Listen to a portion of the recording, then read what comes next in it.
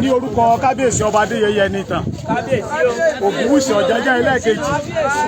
àti gbogbo àwọn ìjòyè mẹ́rìndínlógún tó ń bá Olúfẹ̀ gbìmọ̀ràn ni wọ́n ní kí àwọn bàbá lọ́jà àti ìyá lọ́jà kí wọ́n lọ jẹ́ iṣẹ́ ìfún gbogbo ọjà ní ilẹ̀ Ifẹ̀ àti ibi tí Ifẹ̀ dé dúró wípé láti òní lọ gẹ́gẹ́ bí ìpàdé tí ibi tá a ti kúrò nísìn nínú pálásì wọ́n ní àwọn ò fẹ́ ọ̀rọ̀ ẹlẹ́gbẹ́jẹgbẹ́ kan bóyá ẹgbẹ́ onírẹ̀sì ẹgbẹ́ aláta elépo títí débi tó wù kó lè kéré mọ́ pé àwọn fọwọ́ fagilé láti òní lọ. wọ́n ní ẹnikẹ́ni tó bá tún wá tún gbéra tó bá wá sọ pé òun gbé ẹgbẹ́ kan dìde pé ara àwọn ọmọ ẹgbẹ́ yẹn pé bóyá ẹnìkan ń tajà bóyá ó fẹ́ ta ọjà tí yóò wù lóye tó fẹ́ tà á tán wá mú gbogbo tí ìlú Ilé-Ifẹ̀ bá ti ṣe sí kó fara mọ́. lẹ́yìn náà wípé ó de èèwọ̀ láti òní lọ pé lẹ́yìn ìgbà tí ata ti wọ́n sẹ́yìn tó ti wá sílẹ̀ wọn ò gbọ́dọ̀ lé ata 500 naira mọ́ múrí márùn àti àpò kan ẹni tó bá wá fẹ́ rà ó lè kó papọ̀ àyàfẹ́ tó wá fẹ́ ra pẹ̀rẹ̀. eléyìí tó kú dàbí tiẹ̀ etí ọ̀la aláàtàrí àwọn fẹ́ wá láti wá bá wọn lọ́jà papọ̀ kí ara kó lè dẹ̀ wá ní ìlú Ilé-Ifẹ̀. pé tá a bá rí ẹ̀dákẹ́dá tó bá lé wọn tí wọ́n bá ti rìpọ́ọ̀tù wọn tó bá ti mú ẹnìyàn á fìlú Ilé-Ifẹ̀ sílẹ̀ ní o òlànìkà wá sọ fún gbogbo ọjà kì í ṣe bí nìkan o ní gbogbo ọjà tó wà nílé Ifẹ̀ yìí o. àwọn tó ń lọ ní àwọn tó ń jẹ́ ọmọ ẹgbẹ́ oku ẹgbẹ́ gbọ́yọ̀kú gbogbo owó ráìsì gbogbo owó gàrí tábàgọ́lọ́ méje ń bẹ̀ wọ́n náà tó bá ti mú ọgbọ́ òyìnbó lọ.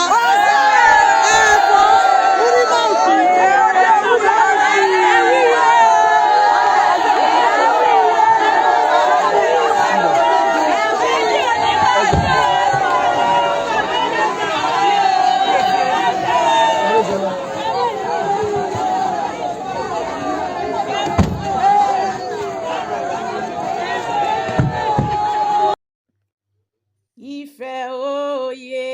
ẹ̀jìgìrì kẹ́gbẹ́ Ifẹ̀ ga olórí ayé nífẹ̀ òye ká múra láti tẹ̀síwájú ọ̀rá ń fẹ́ onílé iná Oòduà wẹ̀rìnrìn jagun ọ̀kànlénírínwó irun mọ́lẹ̀ gbéfẹ̀ lékè ìṣòro gbogbo. Ifẹ̀ òye ìlú àṣà òun ìlú ẹ̀sìn gbogbo Yorùbá ẹ kárẹ̀fẹ̀ ká lọ wo ohun àdáyébá tó jọjú Olúwa yóò máa ràn wá ṣe. Ilẹ̀ Oòduà Ifẹ̀ ló wà ọ̀pá Ọ̀rànmíyàn Ifẹ̀ ló wà Bójímọ́remí Ilé Ifẹ̀ ará ẹ kárẹ̀fẹ̀ ìlú wa. Ifẹ̀ òye ẹ̀jìgìrì kẹ́gbẹ́ Ifẹ̀ ga olórí ayé nífẹ̀ òye ká múra láti tẹ̀síwájú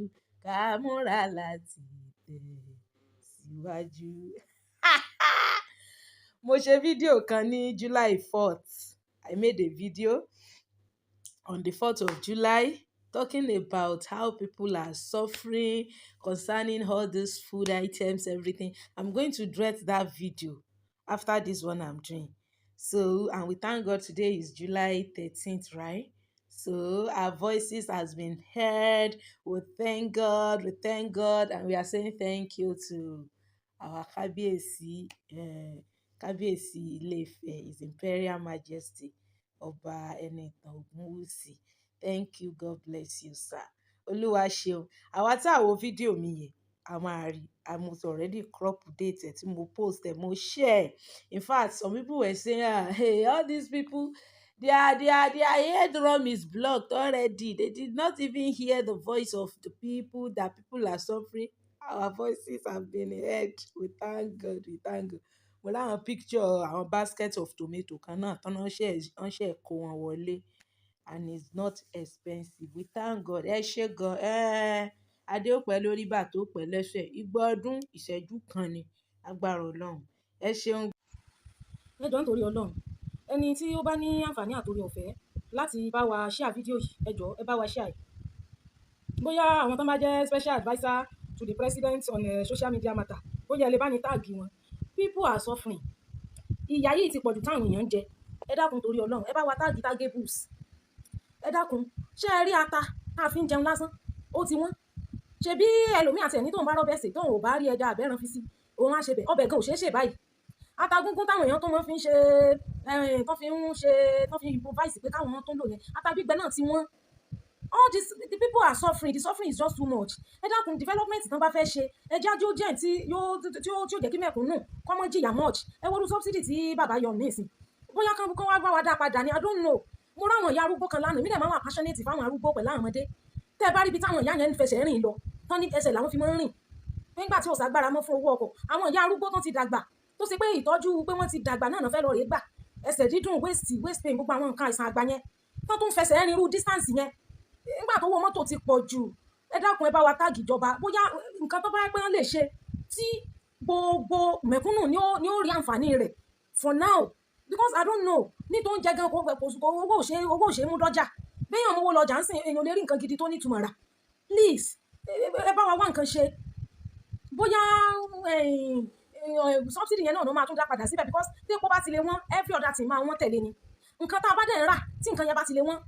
nǹkan míì tá a máa rà in place of that thing ó náà máa wọ́n ni ẹ wò gbà tí wọ́n ní tí tòmẹ́tò wọ́n náà lọ ra kìkúmbà wọ́n fi ń represent tòmẹ́tò àyà náà ni ń wí fún mi lánàá èmi ò fi gbogbo ara mọ̀ pẹ̀ torí kùkúmbà náà wọ́n fi ń ṣe pé bóyá tí èèyàn bá fẹ́ ṣe fruit salad àbí nǹkan kan wọ́n náà ní mí pé ó lómi inú pé so wọ́n lè lọ I don't know if you see people are trekking 2 hours torí wọ́n fẹ́ lọ gba treatment pé àwọn darúgbó kan lọ gbàtọ́jú pé kan rí doctor all of these things are too expensive people are suffering too much àtijọ́ àti mu kò sí òkò tí ẹ̀ sóúnjẹ owó nísìnyí kò kàn lórúkọ ni kò ṣe é ra nǹkan kan mọ́ so please mo sì nígbàgbọ́ pé gbogbo àtàwà lórí afẹ́fẹ́ náà lá ní níṣì wa tá a ti ń sọ̀rọ̀ bẹ́ẹ̀ àlẹ́ máa sọ̀rọ̀ bí mo ìwà ilé máa bára mi sọ̀rọ̀ èèyàn náà ní bá sọ̀rọ̀ èèyàn náà ní wọ́n follow page tó fi di pé rò pọ̀ ń bẹ̀ so tá a bá lo page yẹn láti create awareness fún gbogbo nǹkan tójú àwọn èèyàn rí nínú society náà is part of it please gbogbo àwa tá a bá mọ̀ wípé a ní oore ọ̀fẹ́ let us use our platform to create this awareness I understand wípé bàbá president wa wọ́n jẹ́ ẹni tí a man of the people bí mo ṣe lè sọ yẹn pé ẹni tí wọ́n fẹ́ràn tara àlù tara oko tó fẹ́ràn mẹ̀kúnnù ni wọ́n so bàbá Tinubu ẹjọ́ sà ẹ bá wa wá nǹkan ṣe bóyá nǹkan kan tí ó sà tí ó tó jẹ́ pé everybody will feel it ṣáà nǹkan tó máa ń ṣe nǹkan nísìn ó lè jáwọn specific people kan náà máa benefit from it tí ò ní dọ́dọ̀ gbogbo ìyá lọ́jà gbogbo ìyá tí ń ta gúgú tí ń tẹ̀fọ́ tí ń ta nísìn tí ó kò dọ́dọ̀ rú àwa ọmọ kéékèèké báyìí náà ẹ dákun ẹjọ́ sà ètò Ọlọ́run nǹkan tí people are suffering ebi ti pọ̀ jù ṣé bẹ́ẹ̀ ni tẹ́bí bá ń pa tó bá tiẹ̀ rí gàrí mu tó ra kúlíkúlí àbẹ́pà bí ò sì rí gàrí mu bí ò sì rí kúlí rà yóò sàmù gàrí náà tí wọ́n kò sí nǹkan kan tí ò wọ́n fùfú tó ń pọ́n ní 50 naira 100 naira wọ́n pọ́n fùfú nísìn ṣáà ni ó bára fùfú tẹ́yẹ ṣé yóò mọ̀ sán ni ọbẹ̀ ò ṣeé sè mọ́ wọn lé rodo 500 wá 1000 ní rodo nísìn kò sí pé bóyá kíní ẹyọ bíi mẹ́fà náà wọ́n mú síbẹ̀ bẹ́yàn lóun ra lánìsín gan ilé ẹyọ mẹ́fà báyìí 500 ni mẹ́ta máa kó nú ẹ̀ ṣé mẹ́ta tó ti tí òkó yẹn ṣó ràn nǹkan kan ṣó tó fámìlì jẹun ni please ẹ jọ̀ọ́ bóyá ẹ bá wa dá subsidy padà àwọn bá ní nǹkan kan tẹ́ ẹ lè ṣe honestly èyí tá a bá ráwọn arúgbó àwọn tó ń rúgbó gan ẹlòmíì ṣiṣẹ́ gan dàbí ọ̀lẹ please bóyá ẹ bá wa wá bí ó ṣe bóyá kán bá wa reduce kán bá wa ṣe nǹkan kan tó máa ní positive impact on the prices of commodity you need to see how people are suffering ọmọ ò rí fún ìyá ò rí fọ́mọ because ọmọ náà kò wá òkè níbi tó wà òun gan ò lè jẹun ṣèbí tó bá kún sẹ́nu ni ó sàn sílẹ̀ àwọn arúgbó ẹni tó lárúgbó nílé bíi 2 3 4 báwo ló ṣe fẹ́ náwó sáwọn arúgbó wọn àwọn arúgbó mi wà tẹ́ pé wọ́n ń gba ìtọ́jú wọ́n ń tọ́jú ara wọn old age ti setting ẹni tí òrùgbó tó jẹ́ youth náà nígbà tó bá sóúnjẹ nínú kò lè ṣàgbára àti ṣiṣẹ́ nǹkan tí 10,000 5,000 lè ṣe tẹ́lẹ̀ kò lè ṣe mọ́ nísìnyí please people are suffering as much as táwọn èèyàn bá ń rí wa báyìí tá à ń sọ̀rọ̀ wọ́n máa ń fi pé bóyá owó kan lèèyàn kó pamọ́ síbì kan so they will keep on coming until táwa náà bá ṣàlàyé fún wọn pé gbogbo àwọn nǹkan yìí làwa náà ń gbìyànjú ni these are the people tó jẹ́ pé wọ́n ti ní oore ọ̀fẹ́ àti agbára tẹ́lẹ̀ láti lè afford àwọn nǹkan imagine tí ò tọrọ nǹkan rí tí ò tọrọ owó rí tí ò gbábọ́délé yín rí pé wá fún ní agolo gàrí people are suffering ẹlòmíì nísìnyìí ẹlòmíì ti fẹ́ gbégbá bára kì í ṣe pé wọn ò ṣiṣẹ́ bẹ̀ iṣẹ́ yẹn ò tó mọ́ nísìnyí ẹni tó ní ṣọ́ọ̀bù kò síná tí ó fi operate tí ó fi ṣiṣẹ́ tó bá lóore epo ó fi epo ṣiṣẹ́ gbogbo èrè tó tún máa ṣọ́ọ̀tì bọ̀ ni because inú èrè náà ni ó ti yọ owó epo all these things please ẹ bá wa wá nǹkan ṣe sí please ẹ jọ̀ọ́ help us to share this video let's tag the Targables èmi ẹ̀sán bá sọ̀rọ̀ sírù nǹkan báyìí lórí èmi èso olóṣèlú mi ń pa pé bí akíní lẹ́yìn bí akíní dìbò kí n lè kó ń bẹ̀ but this is something that affects the whole citizen please àwọn iléeṣẹ́ gan mí gan láti cope nísìnyí is not easy ẹ jọ̀ọ́ bàbá ẹ bá wa try láti bóyá kọ́ bá dá subsidy yẹn padà sí bó ṣe rí because tẹ́kọ̀ bá ti lé wọ́n báyìí it's just like pípẹ́ automatically everything will just skyrocket just for people to eat and have put their body and soul together please help us share and tag the Targables God bless us all.